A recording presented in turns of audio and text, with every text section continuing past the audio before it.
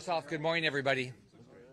It's nice to be here. It's like I'm back as governor. It's fun to travel the state. That was hey, how's it going? That was a fun time, although not fun when we had the hurricanes. So we're here to really get people ready for hurricane season. We're blessed. We live in a great state. We have great sheriff's office, police departments, fire and rescue. We've got great emergency management teams at the state level and at the local level. This state does a good job. They really do a good job. The real key, though, is what you do. They can't do their job. All the people around here that care about you, they can't do their job if you don't do yours. So you got to get ready. So let me just recognize some individuals first. We've got two congressmen with us, Corey Mills and Randy Fine. Randy's brand new. Where's Randy? 59 days. 59 days. So we have your sheriff, Sheriff Lima. I just want to talk about him for a second.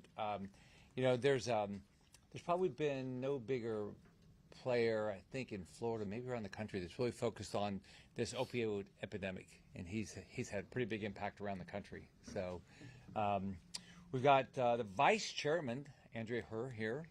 Hi, how you doing? We've got emergency manager Alan Harris, fire chief Matt Kinley, Julie Moran from the American Red Cross, Janice Moran from the American Red Cross. Jerry Moran, it's Cinder's birthday today, by the way. I don't know if you're related to him. But the American Red Cross is here. One thing I hope everybody thinks about is always volunteer for the Red Cross. It's a big deal what they do. When we open up all those shelters, the food we distribute, all those things, it's a lot of volunteers, and a lot of people come from all over the country as part of the American Red Cross, and they just do an outstanding job. So I recognize some other individuals that are not going to be speaking. We got Alexander Quinones representing the U.S. Senator Ashley Moody. We've got Commissioner Bob Delary, Seminole County Commission. We've got Commissioner Lee. Where's Lee Constantine? I haven't seen Lee. So Lee has been around for a long time. He was just getting out, I think, when I ran for governor. Amy Lockhart. I think, Amy, you started about when I did, right? Yes. We started about the same time. Seminole County Commission. Mayor Art Woodruff, Mayor of Sanford. The mayor's an easy job. Nobody ever complains. Less switch. I don't know. I always tell people, the best jobs are president, mayor, and governor, because if you want to be an executive.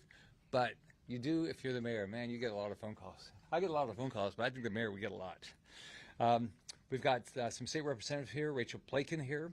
I had the opportunity to serve with her husband, Scott. Representative David Smith, Representative Doug Brankston, and Daniel Elliott, representing State Rep Susan Placencia. So why are we here? We're here to do everything we can to get people ready. We're not on the coast, so people say, "Oh gosh, we don't have to worry about hurricanes so much." But if you really look at these hurricanes, what's happened is they've really become big water events. And part of it, if you're on the coast, we're going to have storm surge, and the National Hurricane Service, National Weather Service, they're doing the best job they can. They're going to try to tell you the path. They're going to try to tell you the wind, and they do their best at doing it. And then they're trying to get better and better and better on the storm surge. But guess what? It's Mother Nature. But here's what we found. I mean, you look at these storms. We've had unbelievable flooding where people never thought we'd have flooding. I remember when I was governor, and even with, I think it was Ian, these parts of the state, we had flooding that we never anticipated. And water's going to kill you. If you're on the coast, it's the storm surge can kill you. If you're inland, you drive into water, it's going to kill you.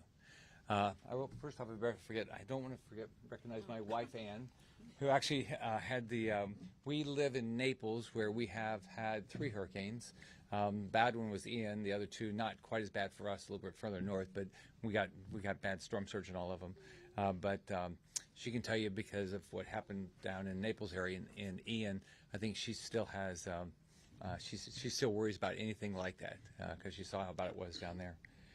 But so here's our goal. All of us are going to be here today, and we're going to try to get you to be prepared.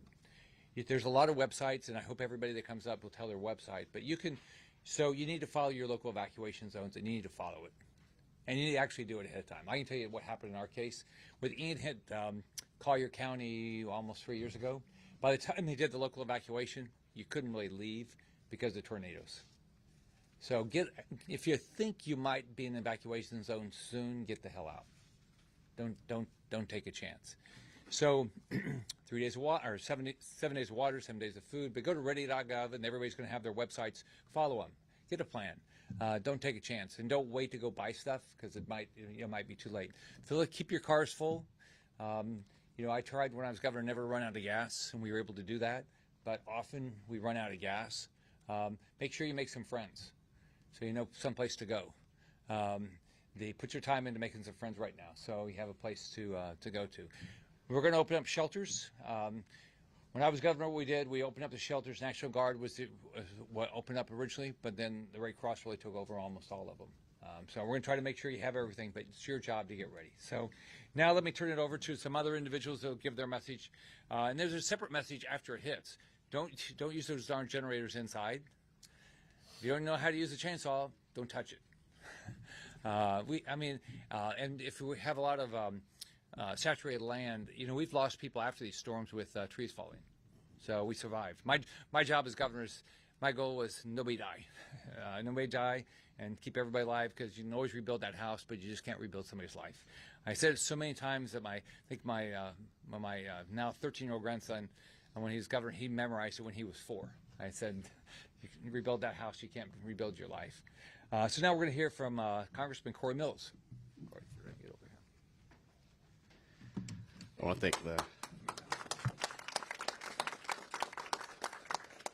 want to thank the senator for putting this together. Obviously, as governor and now as senator, he's done an amazing job in supporting our emergency management systems, but also just talking about the readiness that's required. Honored to be here with Alan Harris, our emergency manager. Him and I worked together quite diligently throughout many of the storms that's come through, as well as for the Sheriff's Department. Sheriff Lima, he's the best in the state. I mean, absolutely has led the way, not on just opioid addiction. He deserves it. I mean, I'm truly blessed, as we all are, to have Sheriff Lima as our sheriff. Our fire chief as well, done an amazing job, Matt, so thank you for everything that you've done. You continue to support us. These are the true unspoken heroes. These are the individuals who are out there every single day while the storm is going on, and as Senator Scott talked about, after the storm has passed through. And this is where we see the big majority of things that are mistakes. Going through with the standing water, not understanding down powered lines, not looking at deadfall trees, going into a house that has some infrastructure damage that causes further damage as they walk in. These are all things that we know we want to take articles out of our homes, the memories, the memorabilia, the photos, but sometimes we have to wait for our emergency management teams to be able to come in and do it safely. So let's just always think safety first. It's an honor to be here today alongside my colleagues to talk about something that's vitally important to Floridians, which is hurricane preparedness. I cannot emphasize enough the critical nature of being ready for these powerful storms that can strike our state with little to no warning. We all know that hurricanes pose a significant threat to our state, and Florida has experienced numerous hurricane landfalls, and so something which we're accustomed to. With the peak seasons running from August to October, we need to be ready. Landfall too often in these peak seasons catch us off guard. So again, making sure we have all the necessary things to be ready for this preparedness. These storms can bring devastating winds, rainfall, and life-threatening storm surges, as we've witnessed in recent years. As Florida's 7th district, I have both coastal and inland, and I can tell you that the devastation of storm surge, especially with the St. Johns, doesn't stop just at the coast, doesn't just stop with beach erosion as we see in Daytona Shores or Ponce Inlet, but also looking at our lakes. And we saw what happened with Mullet and Lake Harnett, where we saw devastating floods that destroyed areas within Seminole County. We have to be prepared because the water is truly the biggest threat that we've seen. We watch with our high storm vehicles that comes in. We've watched where we've utilized helicopter, we've utilized swamp buggies, we've utilized airboats, anything possible to be able to get to them. But again, I can't reiterate how significant and how dangerous the standing and rising waters are. In the aftermath of these storms, I've toured Habitat for Humanity's work, rebuilt the devastating loss of homes and communities suffered, and the work that they're doing is vital to our recovery efforts. So let us also remember our Habitat for Humanity and all of our organizations who continue to help us well after the storms have passed. The devastation after Milton and Helene are also far and wide. I worked hard with Elon Musk and his team and the county officials to set up Starlinks to help us here in Seminole County as well as for Volusia. We delivered, Sheriff, I believe it was 20 plus 30 systems to ensure that our vehicles have connectivity so that we can make sure we have the vital communications, but also setting them up in communities where they've lost power and they've lost the connectivity to be able to update their families. Towers are down, Verizon's down, AT&T, etc. Being able to let your families know that I'm okay is a very vital part of that. So we try to do our best to help with those communities.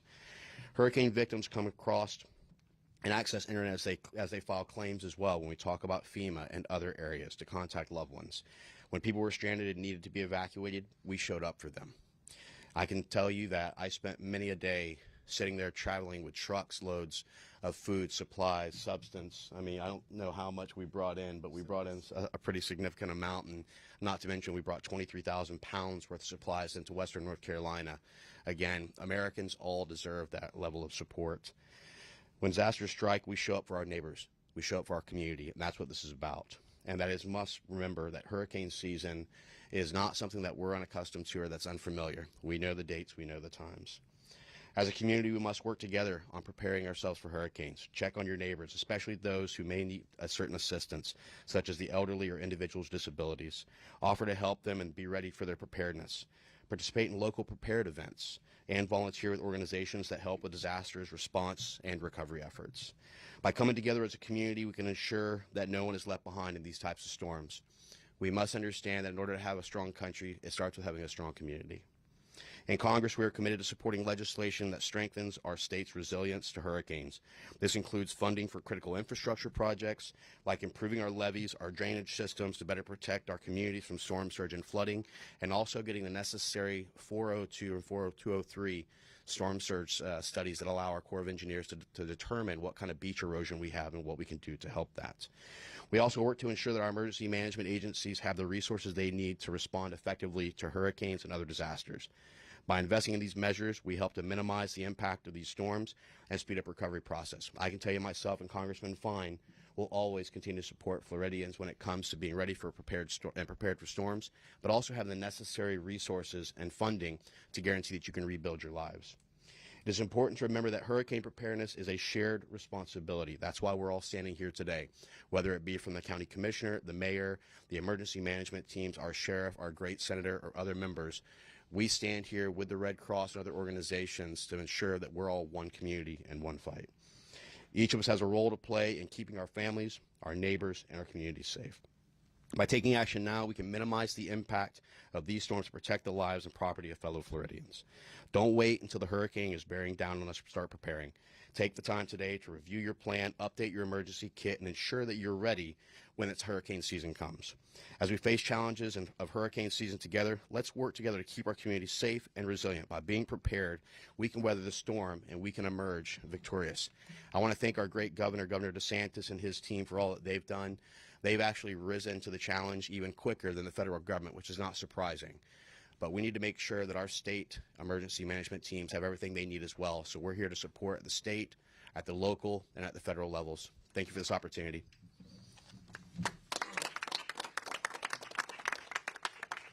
Thank you, somebody that worked his butt off in the state legislature and now is a new Congressman, Randy Fine. Well, thank you, and I always still want to call you governor. Senator Scott was the governor my first 2 years in the Florida House, and I am the new guy, so I'll be brief. 60 days ago, I was with my friends, Doug and David and Rachel in Tallahassee, and now here I find myself 59 days later, a member of Congress. I know this because had I got elected on November the 5th, like a normal member of Congress, today would have been the day that I got sworn in. So they get 59 days to figure it out before they start. I got 22 hours. So it has been quite a couple of months. But I want to start by thanking Senator Scott. You know, there are certain people in politics that do things because they're politically right. There are other people who do things because they're simply good people. I always tell people he's a good senator. He's a great human being. And I never forget that, and I'm always on your team. But I want to thank everybody who is here today to talk about the importance of this, and I just want to give people 3 quick points. I understand this personally, so I've been part of 2 personal home destructions. In 2004, my mom and dad's house was destroyed when those 4 hurricanes came through. One of them beat it up, and then a second one and a third, and by the time it was done, they had to strip the house down to the concrete blocks and completely rebuild. And then the second hurricane happened to me in 2016. While I was running for the Florida House a month before the election, my home ended up being destroyed by a hurricane. It wasn't one of those where it gets washed away, but I can tell you, once water gets inside, where we live in Florida with mold and everything else, it can be tough to recover. It was a 3-year fight in order to get things resolved in terms of our house. So I know what it is like to go through this personally. So I want to give people 3 pieces of advice. The first is you're going to get told buy 1,000 things for a hurricane. You know, go into debt, go get a credit card and buy everything imaginable. But what I have found the most important thing, and the things that really don't cost extra money, is extra food and extra water. When you go to Sam's, when you go to Publix, buy an extra case of water every time you go for the next few trips, and then you'll have enough water for when that storm comes. And when the storm season's over, you can drink it. The same thing, buy those extra cases of Chef Boyardee or whatever it is that you see, so you have the food that is available. You don't have to eat steak and lobster when the power goes out. The idea is to stay alive until it comes on. So make sure that you have enough food for a week. Number 1. Number 2 is, while you can, one of the biggest problems we have in hurricanes is people don't take adequate precautions. And the federal government offers highly subsidized flood insurance. It is highly subsidized. You are not paying the actual cost, the underwritten cost of getting that insurance. You can get up to $250,000 of structural insurance and $100,000 of contents insurance for a fraction of what it actually should cost if it was underwritten appropriately. In the case that your house is damaged, I experienced it. They are very quick about getting people money. So it is a choice to spend that few $100s now to have that federal flood insurance. And by the way, it's rated based on how likely you are to flood. So the less people go, I don't need it. My area is never going to flood. There's a lot of people in North Carolina who have learned a hard lesson about that. But if you're unexpected to flood, the premiums are even lower. And I really encourage everyone to go out and take a hard look at getting federal flood insurance. And then the third thing is this. We talk when there is a storm about evacuating. And somehow in our culture in Florida, evacuating meant drive to Georgia. It meant drive far, far away. And one of the things that I learned personally is we run away from the wind. We run away from the water. We hunker down for the wind. As you're making your plan, if you have to evacuate, you don't have to drive to Georgia. You just have to be out of the zone that you are in. So part of your plan should be figuring out where you will go. And as Senator Scott said, make a friend, because odds are you're going to have a friend a couple miles away from where you live that is out. Oftentimes the evacuation is just the barrier island. That means if you've got a friend on the mainland side, maybe you can go and stay with them. Part of the way we muck up the works, we jam the roads, we make it hard for fuel to get in, is because people go to evacuate much further than they actually have to. So if you're told to evacuate, evacuate. But that doesn't mean you have to go to Washington, D.C. and come and visit us, although you're always welcome. We'd love to see you. So that's it. As we get to hurricane season, as it's about to start, I encourage people to take it seriously, but to know that we do have the best team in the country, from the feds all the way down to the local folks, to take these things seriously. Florida, our pros, a big part of the reason is the foundation that Governor Scott set up during the 2 years that I had the privilege of working with him when he was the governor. So I'll be praying for my family. I'll be praying for my 75-year-old father who lives by himself now on the ocean. And I'll be praying for everybody else as we get ready to go through this next hurricane season. Thanks, everybody. Randy, I thought you were saying the cheapest thing is just make a friend. Just make a friend and get the hell out of the evacuation zone. Now we're going to hear from Sheriff Lima. Thank you. Thank you. And good morning. Thank you, Senator Scott, for once again pulling us together, leaders from across the state and especially here in Central Florida. You know, I've been honored to receive phone calls before, during, and after the storm from Senator Scott for the past 14 years, whether it's his role as governor or his role as senator. He has always been there, and again, checking on not only local sheriffs here in Central Florida, but across the state, and we are incredibly grateful for you always being there with us. And then, of course, Congressman Corey Mills, who even before he ever took public office was volunteering with our local organizations, sheriff's office, and actually securing his own swamp buggies and out there and personally handing food out, something that he has done every year since then as well. And these are really servant leaders that don't mind rolling up their sleeves and getting their hands dirty and showing up for our community each and every day. So again, we're blessed to be here. I think that the most important thing is to have leaders in the community that actually show up. And there's a bunch of leaders that are up here right now, and there's many that are not up here because there's, quite frankly, just not enough space. A lot of them are in the back of the room. But our Board of County Commissioners, our county manager, the mayors, and the city managers of the cities, we all come together to make sure that we're protecting and preserving the quality of life for our citizens and making sure that everyone is safe. The Sheriff's Office has a key role working with our municipal partners as well. And I'm going to talk about before, during, and after the storm what we do. Before the storm, I can promise you our emergency manager, Alan Harris, is going to have all of us gathering, briefing, making sure that we're very informed of what the storm is going to do, what the potential damage and harm is going to cause. And we will be out on television talking and communicating and do radio programs. And this room will be filled with practitioners and people who are really servant of the people and want to do all that they can. They quite literally, in some cases, are going to be living in an environment just like this, away from their families, away from their homes, to make sure our communities are safe. And then we'll come out and we'll tell people what to expect. If there are evacuations, the Sheriff's Office steps in to encourage evacuations by securing homes and properties. We would put anti-crime units within the areas. We would increase our patrol components within the communities. We would staff shelters should people vacate their homes and want to go to shelters. Every one of our shelters will be staffed by deputy sheriffs or police officers. These are all things that we do prior to the storm. We prepare for this all year, by the way. During the storm, we have high rescue vehicles. We call them with a variety of names, but these vehicles allow us to get into flood-prone areas, flooded areas, and actually go out on some calls for service during some high winds. Not the highest peak winds, but it allows us the ability to get there in the event of emergency. And what we do is we strategically place those at fire stations throughout the Seminole County area and staff with deputy sheriffs with fire rescue people within those areas so we can get out there. When the storm passes, we help clear debris. We assess damage throughout our community. And then we also work with our Florida Attorney General and Governor to ensure that there's no crimes associated with storms, price gouging, different types of fraud. We make sure that our community is informed and prepared to take on those responsibilities. And we have done incredibly well here in Seminole County with the support at the local, state, and federal level. Last and certainly not least, Alan Harris, our emergency manager. We have something special here in Seminole County.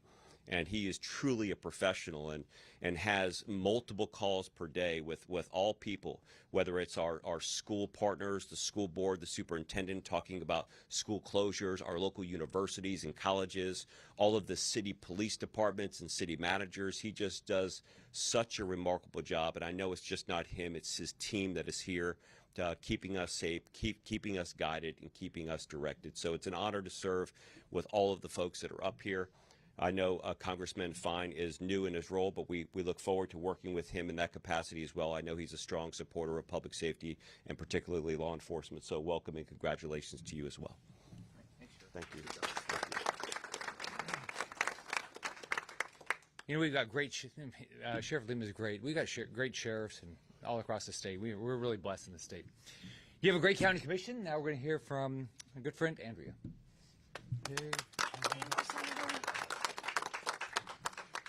Thank you, Senator. Thank you so much for doing this for our community. We are definitely blessed to have the support of the federal government and its elected officials, our state government, and all of our local governments, including the cities and the school board. It is critically important to you, our community, that your safety is protected, and these are the people that do it. But that's the top of the pyramid, and the most important part of the pyramid is the base of the pyramid, and that is our first responders that are out there, all of the folks that you typically think of, but it also includes you. And I think that's the message that the senator and his wife Ann want to make sure that you understand, is that we can't protect you if you don't lean in ahead of the storm and protect yourself. We're here for you. We need you to be here for you as well. So the predictions so far tell us that this is going to be another active season. Nothing that we're not used to, but we get a little bit callous to it. And I'm asking you, begging you not to. Please listen, be alert, and pay attention, and take every storm as seriously as the biggest one that you've experienced. That is important. And while the official start of the season starts on June 1st, we remind everyone to prepare now for severe weather. And that may be in the form of a tornado that surprises us right down the street from my neighborhood in our district, right here in Seminole County, and literally leveled a home. And had that resident not heard and protected themselves, they would have potentially been harmed. So it is critically important that you pay attention, that you listen to the alerts, and that you prepare. I've been a Floridian now for 46 years. I'm almost embarrassed to announce that. I still consider myself a Jersey girl. And I know how important it is to prepare. And I can tell you that the time to figure out that your generator is working or not working is not after the power goes out.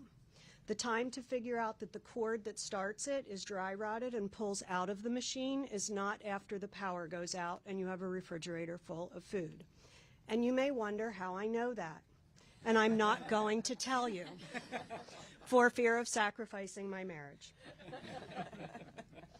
So we know that the storms are hitting. They're hitting close to home. They're harder and harder to prepare for. We need your help, and now is the time to do it. I think there were fabulous suggestions that were made here today, and that is, don't make this a prep the week before event. Do it now while you're in the grocery store. You won't even feel it, an added thing to your bill. Get a few extra cans, do all fabulous advice, and it just becomes less harsh for you at that point.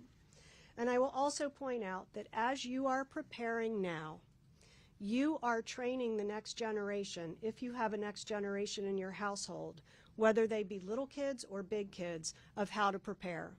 We've seen that these storms are getting bigger and bigger, and I can't imagine what they will be in the future.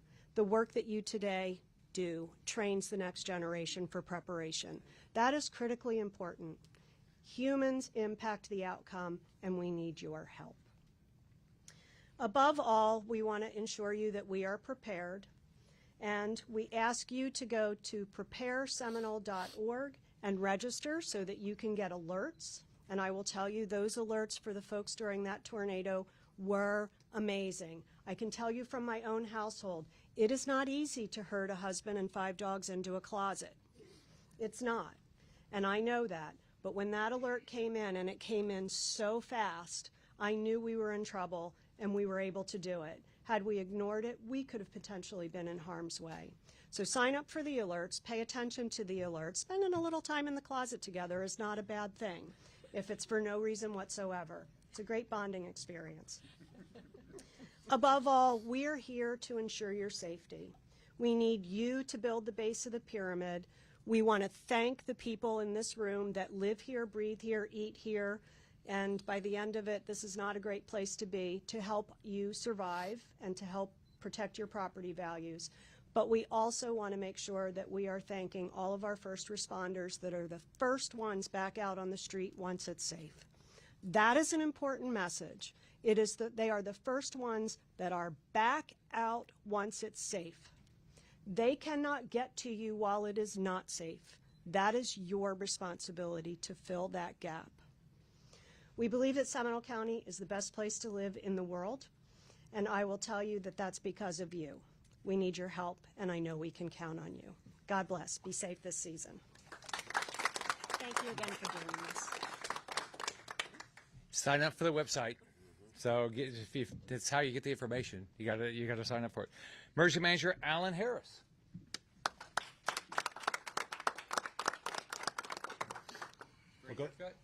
Yes, I like that. Thank you. We go to the same barber. Thank you for joining us today at the Seminole County Emergency Operations Center. It is truly an honor to be surrounded by elected officials that are so passionate for public safety. I want to echo what Senator Scott mentioned about water. We've had 4 100-year floods in the last 7 years. That's amazing, right? We used to call them 100-year floods. You don't have to wait 100 years anymore. And 1 500-year flood, Hurricane Ian. I also want to thank the governor/senator. He also calls me on the cell phone before and it's amazing when you see Governor Scott, Senator Scott come up on your cell phone, always to check on the local emergency managers to make sure they're okay. Thank you so much for what you do. You don't know what that means to us when you make that call, and I really, really appreciate that very much. I also want to thank, of course, Congressman Mills. We're buddies now, brought in semis and semis of food and water and other supplies during Hurricane Milton, even before that, but thank you so much for your partnership. The partnership, of course, with the Sheriff's Office and the Fire Department is number one. Our state representatives, always willing to meet with us when there's bills, and there's lots of emergency management bills, and always a partner with us in emergency management to protect the residents of the state of Florida. Our commissioners, thank you so much for your support as well. Fine, I have not worked with you very much, but I look forward to working with you in the future. Our mayors, thank you so much. Tomorrow, this Emergency Operations Center will be bustling with activity for our annual hurricane exercise. We cannot stress the importance, and we all are, of individual preparedness in our community. We must prepare. During tomorrow's exercise, over 650 injects will be placed into individuals here inside of the Emergency Operations Center. Representatives from power, water, roads and stormwater, public works, public information. They will all have to respond to the inject just like it was a real hurricane. Very, very busy type of exercise, but that's how important it is for us to prepare for the possibility of a hurricane. It isn't just about the team here in the EOC as well. So while the EOC is exercising, and even weeks before, our public works teams have been out clearing ditches, making sure that the stormwater systems are prepared to handle the increased flooding. Also, our parks folks are making sure that our parks are secure, our facilities are making sure our facilities are secure, because we're only about 40 miles from the coast.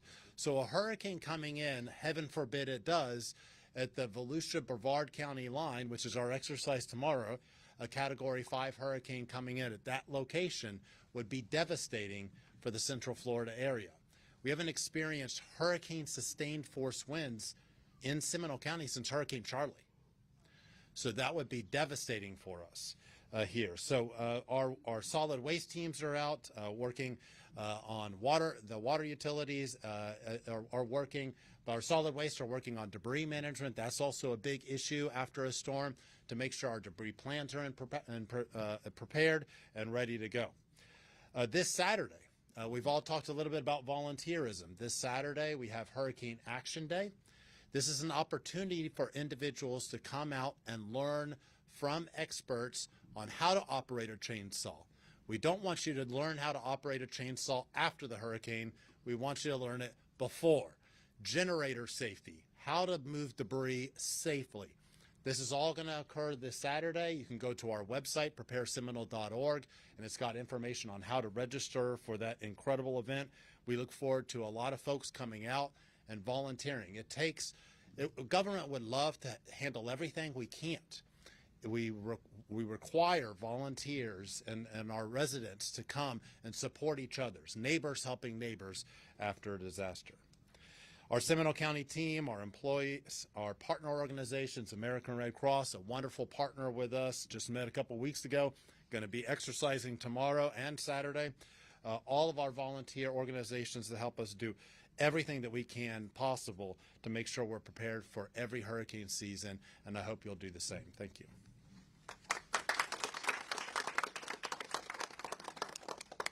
Actually, that'd be fun to come learn how to do some of that. Now we're going to hear from Fire Chief Matt Kinlan. So, by the way, here's what happens after these storms. The fire and rescue they come from all over the state, and they go in door by door to make sure people are safe. And they take a lot of risk. But they like when Michael hit right before my election for Senate, and the storm finished during the day, and so they had to go in at night, get down to places like Mexico Beach, and it was really hard. So, Fire Chief Matt Kinlan.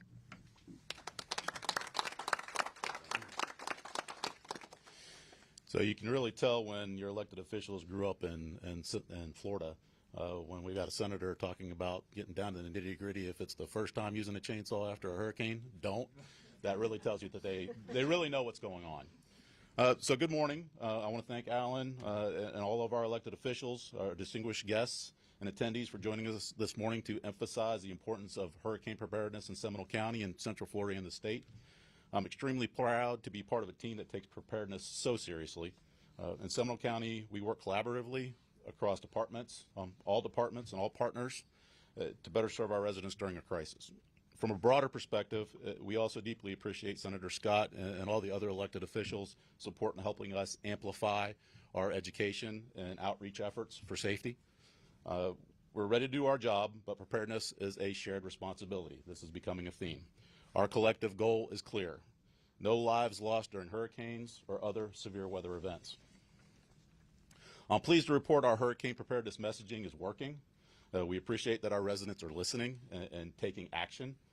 Just one example, when it comes to carbon monoxide poisoning, which remains one of the leading causes of injury, both during and post-storm.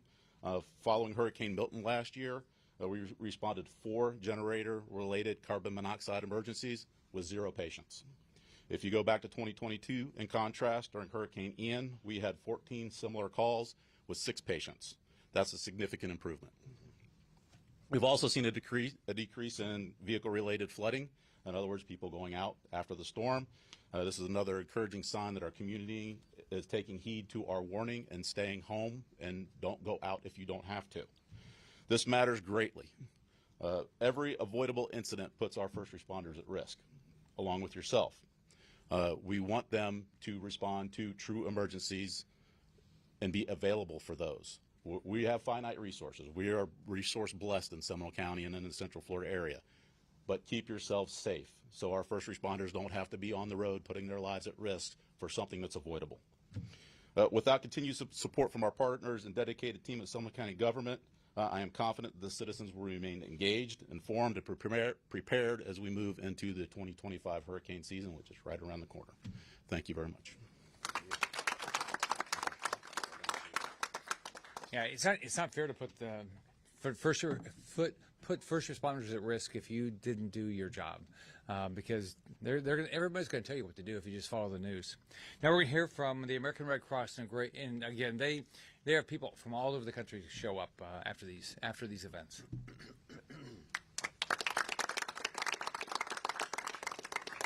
Thank you, and thank you so much, Senator, for having the American Red Cross here. Alan, it's always wonderful, and all of our elected officials and other representatives representing our communities. So thank you.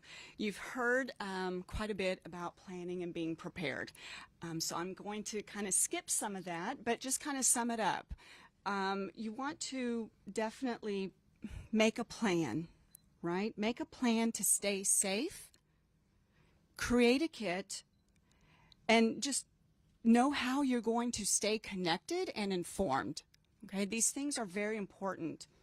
When you making your plan, where are you going to go? And where are you going to stay? How are you going to get there? When you're making a kit, you want to make a kit to go, but also a kit for stay at home. Right? Just be prepared. These kits should represent and meet your household's needs. Right? Everyone has different needs. You can go through a list that we have posted, that Seminole County has posted, but you need to make sure that it fits your needs. Do you have pets? Do you need to make sure you have a leash, food, water, maybe a toy, right? To stay informed, listen to the weather reports. Heed the warnings of our government officials. If they recommend or they say evacuate, please evacuate. Red Cross is your partner in getting prepared for these emergencies. Okay, so you can download the free Red Cross emergency app for the real-time weather alerts, but also it shows the open shelter locations and has expert advice on different topics in English and in Spanish. It's a good idea. There's a little tip regarding your contacts.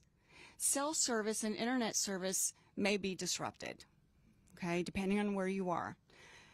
So go ahead and jot down those important contacts on a note card and keep that with you, okay? Because I don't know about you, but I don't know my husband's cell phone number.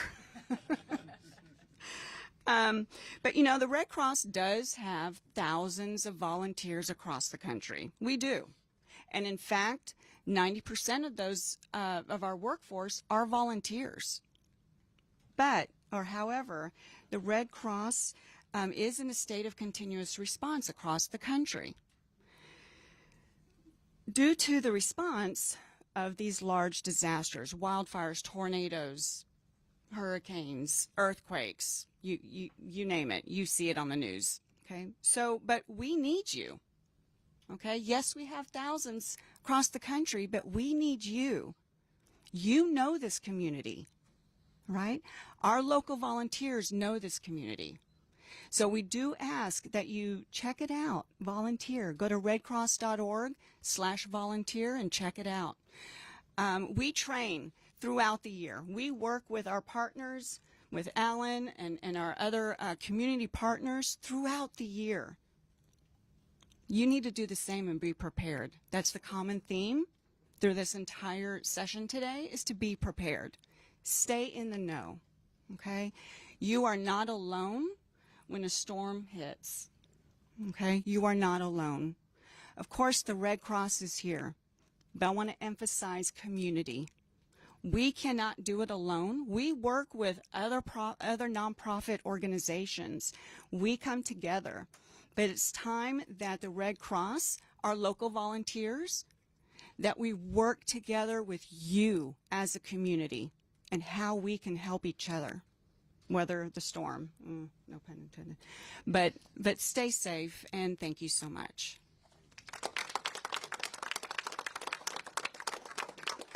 All right, and we can take any questions anybody has. Scott, there's been a lot made about the cuts at FEMA, and we're going into this hurricane season. Do you anticipate that people, assuming a storm hits here, people have to go through that process, are going to notice a noticeable difference with how FEMA reacts? Sure. So Kristi Noem, the Secretary of Homeland Security, testified last week. I'm on the Homeland Security Committee, and I asked her if they're going to be ready, and they are. She said they're going to be prepared to do it. But let's remember what FEMA is. Here's the way storms work. Number one, it's your responsibility to take care of yourself. Number two, local government, and you see it up here. Local government's going to do their job. Number three, state government we have them here in Florida, we've got probably the best in the country. We've got great emergency management teams. The federal government is a check writer. They don't have a whole bunch of firemen or police or sheriffs to send in. They write checks. So really it's incumbent upon if Congress funds them. And so I'm committed to it. I know Randy Fine's committed to it. I know Corey Mills. I don't know anybody in Congress that's not committed to making sure they're funded. But just remember, FEMA is a check writing organization. They don't show up with a whole bunch of water. They don't show up. They write a check to somebody to show up with stuff. But you would anticipate that if there were significant losses, that people would be able to get reimbursed through FEMA? Yeah, I'm doing everything I can. Kristi Noem said they have the resources. So, but you know, the big programs on FEMA are, it's actually, paying for portion of sheltering and what the police do and fire department, our sheriff's office. They have individual assistance, and they have the resources. So. With being canceled, some of our counties will be able to get some of that grant money. I know, like I added up about $7 million in Central Florida. Are you guys going to do anything to make up for that loss of grant money? So we're gonna do everything we can to make sure. I can tell you from my standpoint, and I'll speak, I think, for Corey Mills and Randy Fine also. We're gonna do everything we can to make sure the federal government's a partner. Now, let's all realize where our federal government is right now. Okay, we are running $2 trillion deficits. How many of you want your interest rates to come down? We all do. How many of you want inflation to come down? It will not happen if we don't balance the budget. We're running $2 trillion deficits. We're not even close to balancing this budget. We have a bill that just came out of the House. They worked their butts off to try to make it a good bill that we can solve problems. We have it in the Senate right now. We have got to figure out, and we did in Florida. This state had only balanced its budget 1 year in 40 years before I became governor. We balanced the budget every year. We paid off a third of the state debt, and guess what happened? We drove down interest rates for the state, okay, and we were able to have record funding. We've got to do the exact same thing. So every program we have, we're going through it. One thing that we're trying to do is go through every program and say, what are the ones that are important, and what are the ones that are not? It's just like what we all do with our income. We say, what can we do with the income we have? Taxpayers are willing to give us about $5.5 trillion. They're not giving us any more money. Nobody comes up and runs for office and says, oh gosh, I'm going to raise everybody here in the room taxes and you're going to vote for me. They're not. People are fed up with taxes. So this is what they're going to give us. We've got to allocate the dollars better. And that's what we're all going to do. A follow-up to that question, I know FEMA is talking about shifting responsibility over to the states, to local governments to pay for this disaster recovery. Do you think that this could overwhelm the state, local municipalities also? Well, I'm not voting for tax increases. When I was governor, I cut taxes and fees 100 times with the support of the legislature. So it's not gonna happen in my case. But I believe federal government's going to be a partner, but they're a partner. A lot of people I keep hearing, FEMA's going to do all this. They don't. It's first your responsibility, second local government, third state government, and finally the federal government. Not the federal government first. Senator Scott, DOGE is an effort to save taxpayers millions of dollars, but the president's unconditional pardons mean taxpayers as well as some victims of crimes, including citizens in the state, are losing out restitution when these folks walk. What are your thoughts? Well, I think they're working hard to try to save money. I mean, we've got to figure out how to save about $2 trillion a year, and so I'm very appreciative of what DOGE is doing. There's a lot of ways they've shown that there's just complete waste. So I'm going to continue to work at it. If somebody has any specific ideas, just give them to me. I think I can speak for Corey Mills and Randy Fine and they'd say the same thing. I have a bill This might be a question for the state. Did you want to say something, I have a Corey? bill that actually Want to say something? So just really quickly on DOGE, I also introduced HR 2006, which actually codifies DOGE into law. A lot of people think DOGE is a brand new thing. It's not. It's an updated system from the U.S. Digital Services. This is something that's always existed, but the difference is that it didn't have the interoperability when it comes to auditing accountability between all bureaus, departments, and agencies. So everyone was independently siloed, and we saw, whether it be the Department of Defense or others, who were actually failing their audits 7 times, in fact, in a row, whenever it came to that point. So, look, as Senator Scott talked about, as Congressman Fine and I have discussed on the floor numerous times, it is about being good stewards of taxpayers' funding. It is about making sure that we codify into law and don't let sunset things like the Tax Cut Jobs Act that would see our businesses and corporations go from a 21% tax rate to a 43.4% tax rate. I don't think anyone in this room wants to see a 20% increase in taxes, not to mention what that would mean from a revenue perspective. But the federal government is doing everything it can, not only to be partners of the state, not only to try and ensure that we have the necessary programs in place, but also to implement things that we had since 1780 to 1860, tariffs, things that are helpful in offsetting those expenditures. So, like Senator Scott said and others, we're going to continue to be good partners with individual states, the local communities, but also codify into law the things that are working to save taxpayers' funding. We have time for one more. For the state representatives, there's been, right now we should be in theoretically a preparedness sales tax holiday going on, but that's not going on because of the fact there's no budget yet. Do you guys anticipate that, should people expect to have that sales tax holiday? They're working hard. I've talked to the state legislature. They're working hard to get a budget. Yeah, it's one of those things. Remember, the budget that we're working on in the legislature today is next fiscal year. So there's no impact on any of the sales tax holidays that were funded in the budget last year, because our fiscal year runs through the 30th of June. I anticipate that the legislature, which is our one constitutional responsibility, which we have failed to achieve by the 2nd of May when the session was supposed to have ended. But we're going to go back and we'll have a budget and we'll get it to the governor, and I'm confident the governor will sign it before the end of the fiscal year on 30th June. It's just taking longer, but there's been no negative impact by the delay. It's just unfortunate. Thanks, guys. You can take people after individually. We're going to do a quick picture. And then. Get in the middle. You and the First Lady. Okay, everybody get your whole face in the picture.